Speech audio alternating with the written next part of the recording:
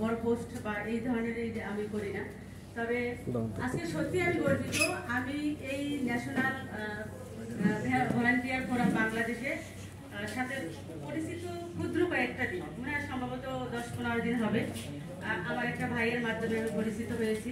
তবে এই অল্প কয়েকদিনে যে আমি এই ন্যাশনাল ফোরাম বাংলাদেশের যে সামাজিক অবস্থা বা যেভাবে কার্যক্রম দেখেছেন সত্যিকারই মুগ্ধ। তবে আমি বেশি কিছু বলবো না, আমি শুধু বলবো যে স্বেচ্ছাসেবী হিসাবে শুধু আমার ভাইয়েরাই কাজ করতে পারে না, কাজ কিন্তু আজকাল মেয়েরাও করতে পারে। হ্যাঁ, আজকাল কিন্তু আগের দিনে মেয়েরা কিন্তু ঘর থেকে বের হইতো না, এখন মেয়েরা কিন্তু বের হয়ে কিন্তু তারা কিন্তু কাজ করছে, ছেলেদের সমান হয়ে কাজ করছে, তারাও রাত দিন ছুটে যাচ্ছেন। আমি একটু বলি, আমি পেশায় একজন শিক্ষকতা, শহীদ জিয়া স্কুলের সহকারী শিক্ষক হিসাবে যুক্ত আছি। তো সেই দিক থেকে আমি আমার কাজ, সংসার, ছেলে মেয়ে, আমার চাকরি, এই সব কিছুর পরেও আমি কিন্তু এই মানবিক কাজকে ভালোবাসি, পছন্দ করি এবং আমি এর পিছিয়ে সময় ব্যয় করি।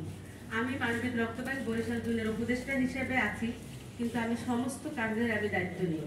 কারণ একজন সভাপতি অবশ্যই তার দায়িত্ব একটু বেশি থাকে, কিন্তু আমি সেই জায়গা থেকে সভাপতির আমি সবসময় সময় দেওয়ার চেষ্টা করি, এবং যখন সেই সময়টা সে উপস্থিত থাকে না তখন সেই সময়টাও দেওয়ার চেষ্টা করি।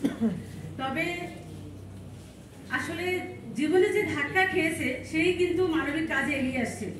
যে এই কাজের মর্মতা বুঝবে না সে কখনোই এই কাজে আসবে না, কারণ এই কাজের ধাক্কা যে খেয়েছে সে জানে। আমি আমার মা বাবা দুজনকে হারাইছি এই ব্লাড।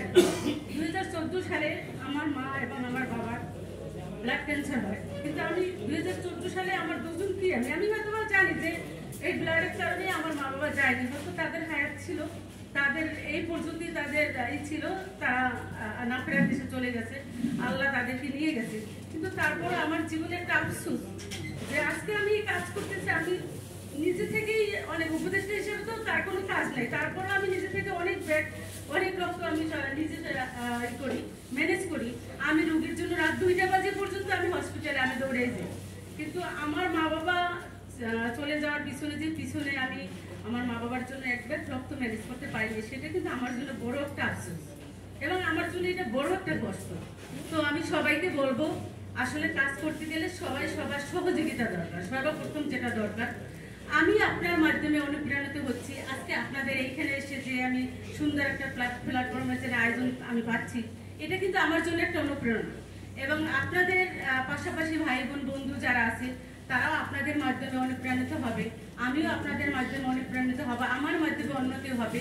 আজকে যে স্বেচ্ছাসেবী আছে আগামী দিন সে থাকবে না, কিন্তু আমরা এমনভাবে স্বেচ্ছাসেবী সংগঠন এবং এই সমাজকে আমরা আলোকিত করব যাতে আমাদের মাধ্যমে আমরা থাকবো না, কিন্তু আমাদের মতো আরো আবির বা আরো প্রিয়া রহমান বা আরো ভাই বোন যারা আছে তাদের মতো আরো শত শত জন্ম নেয়।